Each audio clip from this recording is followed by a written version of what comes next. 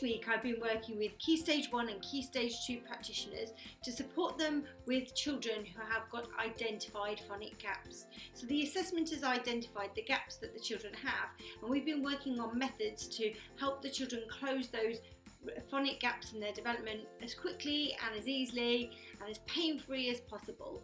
So if you or anybody you know have got children that are in exactly that position, then keep watching, because by the end of this film you'll have a really simple and effective phonic game that you can play at any stage of children's phonic development, or if they're trying to catch up with the high frequency or common exception words, this game is also perfect. For more than a decade, I've trained thousands of practitioners, teachers and parents in how to teach phonics and early reading spectacularly well.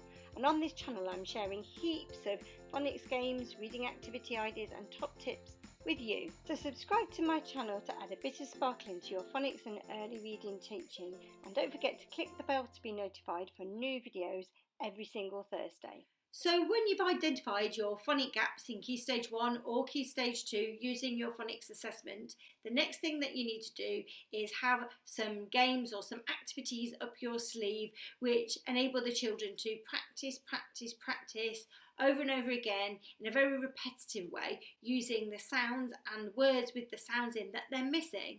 And this Beat the Clock game is perfect for that. Number one, because it's pacey, it's played against a timer, so the children get to repeat quickly and it works on their fluency, but also because it's a repetitive game, but it's fun at the same time. So the children enjoy playing it and they want to play it over and over again, so you get their full engagement. It's an active game, and also it's a really easy to prepare game. You don't need to make anything new for this game. You can just use what you already have, stuff that you already have in the classroom, so you don't need to be laminating and printing for hours on end. You can just use what you've already got. Let's have a look.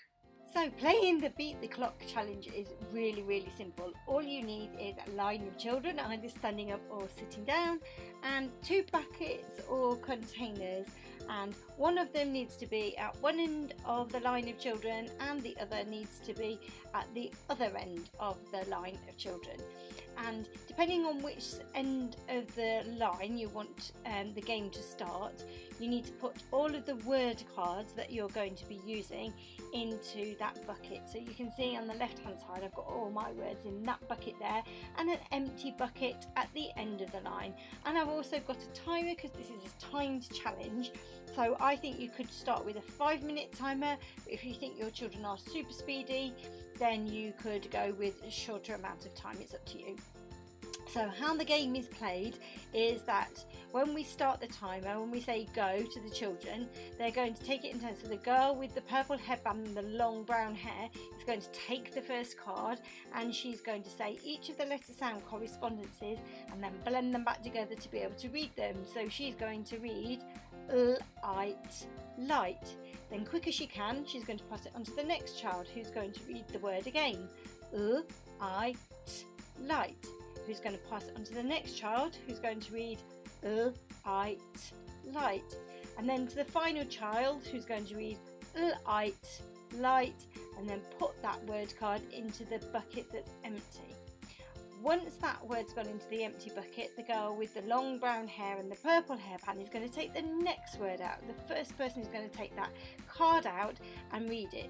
And the idea is that the children have got to read the words and pass them on, from one bucket to the other bucket, so that the first bucket that was full at the beginning of the game becomes empty, and the bucket that is empty at the beginning of the game becomes full. And they've got to be able to do that by passing the words along the line at the same time as trying to beat the clock, so beat the timer. So it's a real race.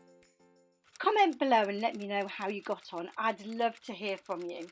So that's how you play the Beat the Clock challenge with your Key Stage 1 and Key Stage 2 intervention groups. It's a great game to play, it's really simple and it's really effective.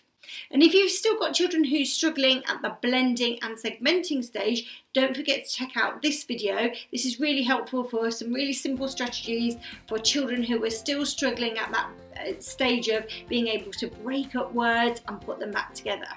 If you liked today's video and you found it helpful, don't forget to give it a thumbs up, subscribe to my channel and click the bell to be notified for more phonics and early reading activities every single Thursday. And why not come and join our Letters and Sounds Facebook group to join a community of practitioners sharing phonics ideas and top tips every single day.